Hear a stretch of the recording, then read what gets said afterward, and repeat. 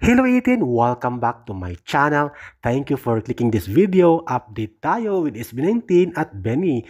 Ito nga usap-usapan ang collaboration soon ng Nation Girls Group na Benny at King of P-Pop. Of course, SB19 na magkaroon sila ng song collaboration at sana ay magkatotoo at matupad dahil ito ang pinapangarap ng mga iilang P-Pop fans. Kaya naman looking forward tayo dyan sa song collaboration at stage collaboration sa isang concert venue with SB19 at Benny. Kaya good luck!